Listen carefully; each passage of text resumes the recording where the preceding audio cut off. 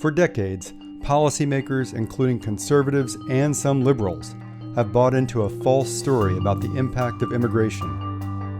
But in the new collection, Immigration Matters, sociologist Ruth Milkman presents historical research that shows that the centerpiece of nativist ideology, the so-called immigrant threat narrative, is wrong. The claim in the immigrant threat narrative is that foreign-born workers, new immigrants, come and take jobs away from U.S.-born workers. This is a historical story. I've spent some time researching it in a bunch of different industries, and the pattern that they have in common is this. In industries that once had very good jobs, so-called middle-class jobs for non-college educated workers, and I'm talking about trucking, residential construction, meatpacking. These were all unionized, well-paying jobs with decent benefits, lots of job security, and so forth in the mid-20th century. Starting in the 1960s and 70s, employers go about systematically restructuring these industries in ways that hurt workers. They attack unions, they eliminate benefits, they cut wages or refuse to increase them.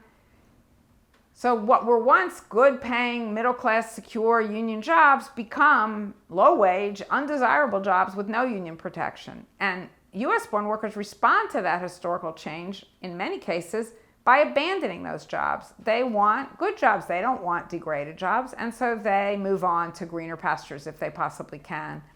And faced then with vacancies that they need to fill to get the work done, employers increasingly turn to new immigrants who are arriving at just the time that this restructuring is taking off in the 1970s after the passage of the 1965 immigration law. So employers actually actively recruit those workers to fill the vacancies that have been created by the exodus of U.S.-born workers who used to do the work. So meatpacking is an old industry. It's been around for more than a century, and it became infamous in the early 20th century thanks to Upton Sinclair's novel The Jungle, which depicted it accurately as an industry where there was tremendous exploitation of labor, very serious health and safety problems, all kinds of blood and gore. Not that different actually from how the industry looks today for people who are familiar with it. But then the industry was transformed starting in the 1930s and 40s, mostly because of unionization. It became almost 100% unionized in the North. The South never reached that level of unionization. Wages rose dramatically. Meatpacking workers got pretty decent benefits, health care, pensions, the works. The union was also very effective at controlling the speed of production, or disassembly as they sometimes call it, in the slaughterhouses. And also had a very vibrant shop steward system that protected workers' interests on a daily basis in the plants. And that persisted for several decades. It sort of builds up starting in the late 1930s and continues through roughly the 60s. And then the meatpacking employers start to restructure the industry pretty dramatically. One of the things they do is they move production away from its old locations, mostly in urban areas, to the places where the cattle are bred. They call it the final feeding locations. That meant that the industry moved from heavily unionized parts of the United States to right-to-work states like Nebraska and Iowa and Kansas. And that was another benefit of this geographic mobility. But they also didn't have to, pay for refrigerated rail cars to move things around. So what that meant was that the union was greatly undermined because it had organized in the old locations, and now they did follow the work and try to organize in the new ones with very mixed success. And this time, the industry fought back pretty viciously, and they were helped by the fact that the laws were quite different in Kansas than they were in Chicago, say. So it becomes a largely non-union industry. Some of it is unionized, but very weakly, and the wages that are paid are much lower than before, and production is dictated by the management, not by the union by then. So the jobs are degraded pretty dramatically. They pay less, they have no benefits, they're not unionized anymore, workers have no security. And so white US-born workers who dominated the industry previously, along with some African Americans, depending on where you're talking about. In places like Minnesota, it was all white. In Chicago, it was mixed racially, and there's some other variations. In any case, US-born workers basically decide this is not for them. They don't want to do this work anymore at these now degraded wages and conditions. And so there's a labor shortage in the industry for a while, and the employers actually originally planned to hire rural white workers in places like Nebraska and Kansas and Iowa. They actually actively recruit them. And some of the people in those regions do try the work, and they can't stand it. So the turnover is like 300% in some of these plants.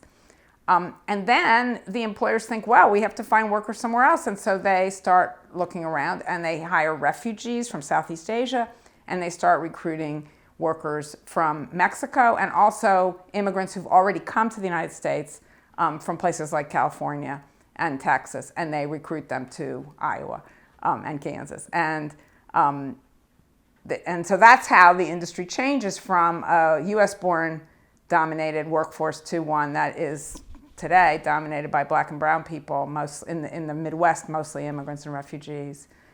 In the South, it was a little different. There, African Americans were also recruited into this industry alongside immigrants in many cases. So, for example, there's this famous plant in Smithfield, North Carolina, which included both groups, and the employers tried to play them off against one another, and it became this whole conflictual situation, which got mixed up with a unionizing drive that was stymied at first by those divisions in the workforce, and then eventually did succeed in uniting across those racial lines. But in other parts of the country, the industry is overwhelmingly dominated by immigrants. And we saw this, by the way, in the last year in the pandemic, because meatpacking workers were deemed essential workers, and employers were required to keep the plants open, and workers were basically required to keep working at great peril to their own health and safety.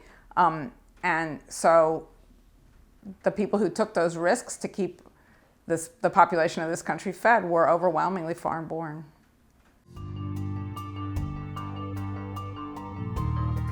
Okay, so trucking is a complicated story because it involves employers in many ways, and the transition from a unionized to a non-union industry. But the trigger in this case is not direct employer action, but actually deregulation. So in 1980, after some moves under the Carter administration to deregulate various industries, the US Congress passes a law called the Motor Carrier Vehicle Act of 1980. And overnight, the industry is transformed from a highly unionized one, where workers are mostly white and male and paid by the hour, with excellent pensions and other benefits represented mostly by the Teamsters Union. With deregulation, that order is undermined dramatically, and the industry becomes one dominated by owner-operators who are paid by the job or sometimes by the truckload, not by the hour, and are not covered anymore by either employment laws guaranteeing minimum wages and overtime pay and all the rest of it, or by labor law permitting them to organize into unions and bargain collectively. So that's a kind of overnight transformation, and the industry becomes dominated by what one economist calls sweatshops on wheels very quickly after that. So those jobs too become less desirable, and in certain sectors of the industry, most prominently the ports, which employ truckers to take containers off of large cargo ships and transport them to various local destinations, your Walmart warehouses and places like that. That very quickly becomes an immigrant-dominated sector of the economy. And in places like Los Angeles, which Los Angeles and Long Beach has the biggest port in the United States, and if you go there, you will see port truckers lined up in huge lines waiting for their containers. They are not paid a penny for that time that they're standing there waiting. They're paid by the truckload. So it's an extremely exploitative job. It does appeal to immigrants who have a kind of entrepreneurial ambition, and they own their own trucks nominally. And there's a whole. This is a case where many people argue they are misclassified as independent contractors because often the trucking companies help them get the trucks and get their insurance and all the rest of it. But it's a very appealing prospect to a recent immigrant who wants to be their own boss and have their own business or whatever, because this does have some features of that. So they've been able to recruit very successfully, but the industry is dominated overwhelmingly, that sector of it, by immigrants now. So the construction industry in the mid-20th century was populated by white, male, US-born workers, overwhelmingly. And that was true of both commercial and residential construction. But starting around the 70s, in residential construction especially, employers decide to attack the unions, which were very strong in many parts of the country, particularly the West Coast, well, the two coasts really. But the West Coast is particularly interesting because that was a place that was highly populated by recent immigrants.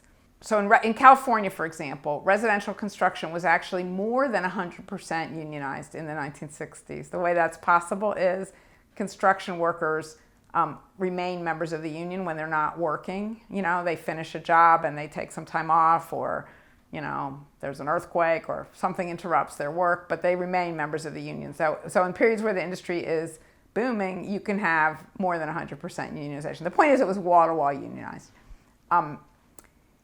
Then the employers go after the construction unions in a big way.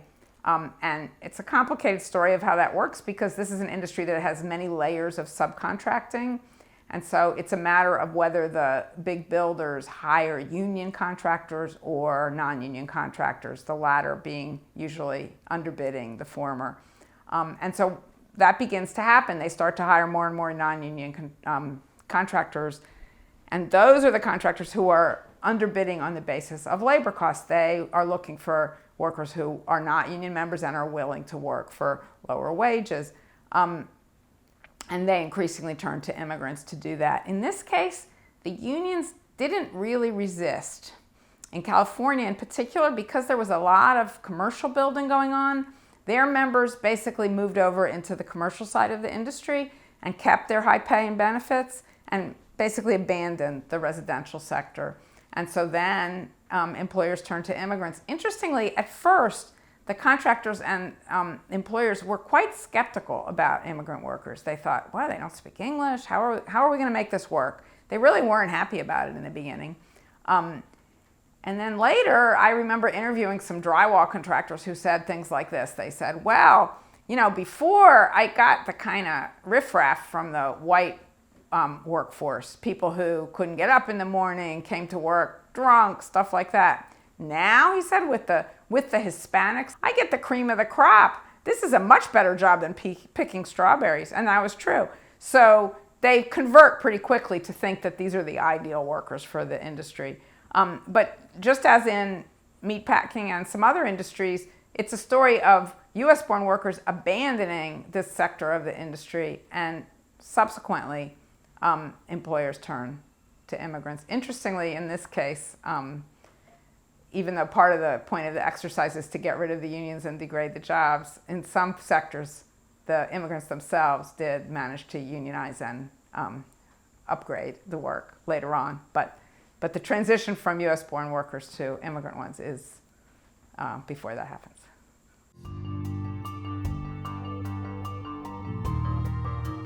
There is an interesting history to domestic work in this country. In the mid-20th century, sociologists were actually writing obituaries for the occupation because it was declining. As income inequalities narrowed, fewer people could afford to hire domestic service because actually to hire someone to take care of your family, if you have to pay them something close to what you earn, you can't really afford it. So that's kind of standard in this sector of the economy. Anyway, it used to be, in most of the 20th century, it was a sector dominated by African American women. And then something happened in the 1970s after the passage of the Civil Rights Act of 1964, which included Title VII that prohibits race discrimination, among other things, in employment. black women suddenly had access to a much wider range of jobs than they had previously. They could get jobs in, sales jobs, they could get clerical jobs, various other kinds of service jobs other than domestic service. And they basically exited the occupation, which was very unappealing, not only because it was poorly paid, which it was, but because of the historical legacy of slavery and the kind of demeaning aspects of the job. So there was a lot of vacant positions for domestic workers, even with the occupation being at a relatively low ebb at that time.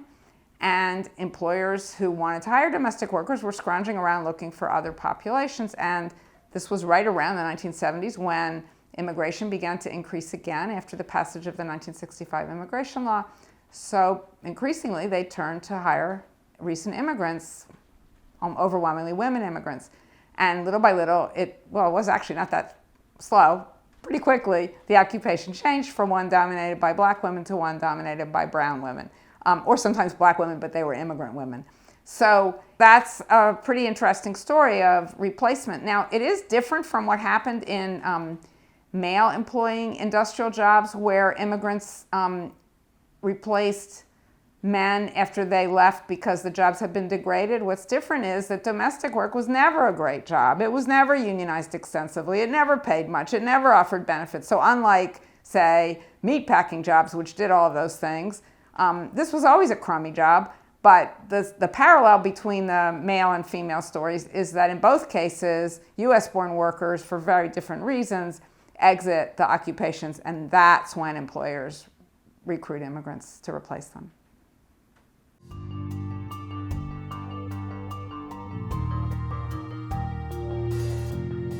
So really, to address the needs of non-college educated workers, both the US-born and the immigrant workforce, the answer is to do something to put a floor under wages and conditions, which employers have labored very hard in recent decades to degrade. So the problem is not the influx of immigrants. The problem is the degradation of work, and actually enforcement of labor and employment law have deteriorated quite dramatically in the same standards. The laws are on the books, but we all have become familiar with phenomena like wage theft and workers not receiving overtime pay that they're legally entitled to and all the rest of it. This applies to both immigrant workers and the US-born, actually.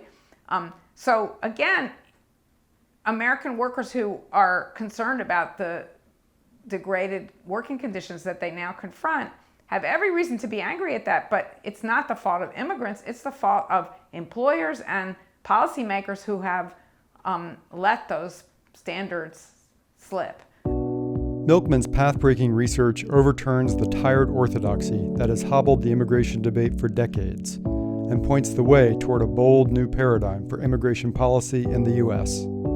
You can read Milkman's work and 15 other vitally important contributions in Immigration Matters, Movements, Visions, and Strategies for a Progressive Future, the perfect handbook for activists, scholars, policymakers, and anyone seeking solutions for one of the defining challenges of our time.